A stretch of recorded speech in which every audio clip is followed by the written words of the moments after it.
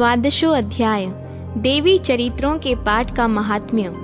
मैं 3 नेत्रों वाले दुर्गा देवी का ध्यान करता हूँ। उनके श्री अंगों की प्रभा बिजली के समान है।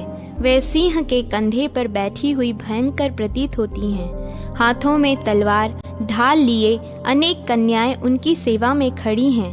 वे अपने हाथों में चक्र, गदा, तलवार, ढाल, बाण, धनुष, पाश और तर्जनी मुद्रा धारण किए हुए हैं। उनका स्वरूप अग्निमय है तथा वे माथे पर चंद्रमा का मुकुट धारण करती हैं। देवी बोली, देवताओं, जो एकाग्र चित्त होकर प्रतिदिन इन स्तुतियों से मेरा स्तवन करेगा, उसकी सारी बाधा मैं निश्चय ही दूर कर दूंगी। जो मधुकैटभ का नाश, महिषासुर का वध तथा शुंभ निशुंभ के संहार के प्रसंग का पाठ करेंगे तथा अष्टमी, चतुर्दशी और नवमी को भी जो एकाग्र चित्त हो भक्ति पूर्वक मेरे उत्तम महात्म्य का श्रवण करेंगे, उन्हें कोई पाप नहीं छू सकेगा।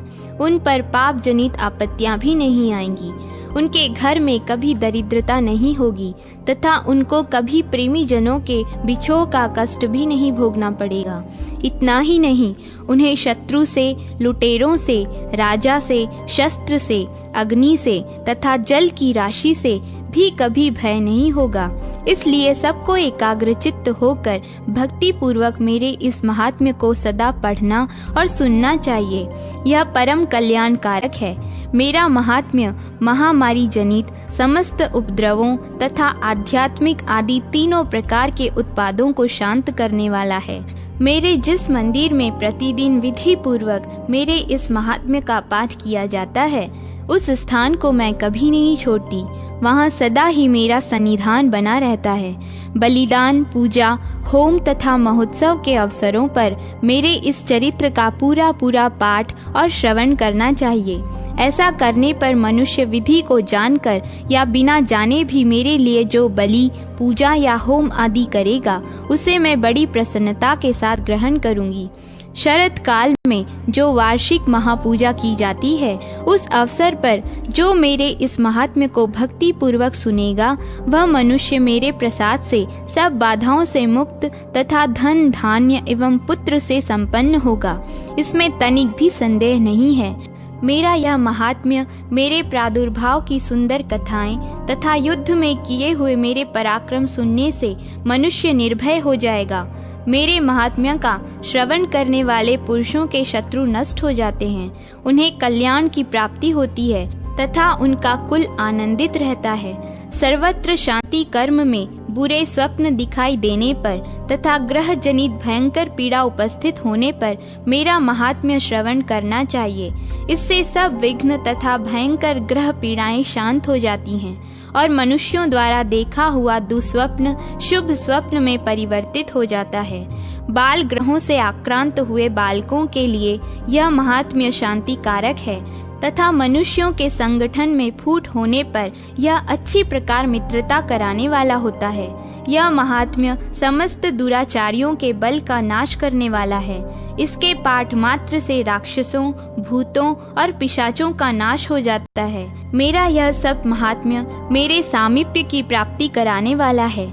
पशु, पुष्प, अर्घ्य, धूप, दीप, गंध आदि उत्तम सामग्रियों द्वारा पूजन करने से, ब्राह्मणों को भोजन कराने से, होम करने से, प्रतिदिन अभिषेक करने से, नाना प्रकार के अन्य भोगों का अर्पण करने से तथा दान देने आदि से 1 वर्ष तक जो मेरी आराधना की जाती है और उससे मुझे जितनी प्रसन्नता होती है, उतनी प्रसन्नता मेरे इस उत्तम चरित्र का एक बार श्रवण करने मात्र से हो जाती है।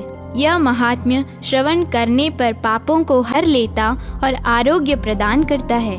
मेरे प्रादुर्भाव का कीर्तन समस्त भूतों से रक्षा करता है तथा मेरा युद्ध विषयक चरित्र दुष्ट दैत्यों का संहार करने वाला है। इसके श्रवण करने पर मनुष्यों को शत्रु का भय नहीं रहता।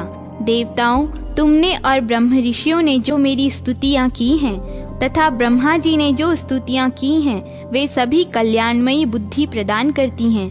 वन में, सूने मार्ग में अथवा दावानल से घिर जाने पर, निर्जन स्थान में, लुटेरों के दाव में पड़ जाने पर या शत्रुओं के पकड़े जाने पर अथवा जंगल में सिंह, व्याघ्र या जंगली हाथियों के पीछा करने पर कुपित राजा के आदेश से वध या बंधन के स्थान में ले जाए जाने पर, अथवा महासागर में नाव पर बैठने के बाद भारी तूफान से नाव के डगमग होने पर और अत्यंत भयंकर युद्ध में शस्त्रों का प्रहार होने पर अथवा वेदना से पीड़ित होने पर, किम बहुना सभी भयानक बाधाओं के उपस्थित होने पर जो मेरे इस चरित्र का स्मरण करता है वह मनुष्य संकट से मुक्त हो जाता है।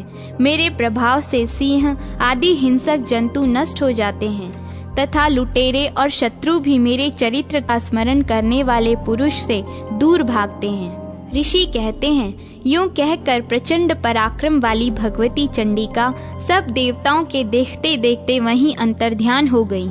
फिर समस्त देवता भी शत्रुओं के मारे जाने से निर्भय हो पहले की ही भांति यज्ञ भाग का उपभोग करते हुए अपने अपने अधिकार का पालन करने लगे। संसार का विध्वंस करने वाले महाभयंकर अतुल पराक्रमी देव शत्रु शुंभ तथा महाबली निशुंभ के युद्ध में देवी द्वारा मारे जाने पर शेष दैत्य पाताल लोक में चले गए। राजन, इस प्रकार भगवती अंबिका देवी नित्य होती हुई भी पुनः पुनः प्रकट होकर जगत की रक्षा करती हैं। वे ही इस विश्व को मोहित करती, वे ही जगत को जन्म देती तथा वे ही प्रार्थना करने पर संतुष्ट हो विज्ञान एवं समृद्धि प्रदान करती हैं। राजन, महाप्रलय के समय महामारी का स्वरूप धारण करने वाली वे महाकाली ही इस समस्त ब्रह्मांड में व्याप्त हैं। वे ही समय समय पर महामारी होती और वे ही समय समय पर अजन्मा होती हुई भी सृष्टि के रूप में प्रकट होती हैं। वे सनातनी देवी ही समयानुसार संपूर्ण भूतों से रक्षा करती हैं। मनुष्यों के अभ्युदय के समय वे ही घर में लक्ष्मी के रूप में स्थित हो उन्नति प्रदान करती हैं और वे ही अभाव के समय दरिद्रता बनकर विनाश का कारण होती हैं। पुष्प, धूप और गंध आदि से पूजन करके उनकी स्तुति करने पर वे धन, पुत्र, धार्मिक बुद्धि तथा उत्तम गति प्रदान करती हैं। इस प्रकार श्री मार्कंडेय पुराण में सावर्णिक मनवंतर की कथा के अंतर्गत देवी महात्म्य में फल स्तुति नामक 12वां अध्याय पूरा हुआ।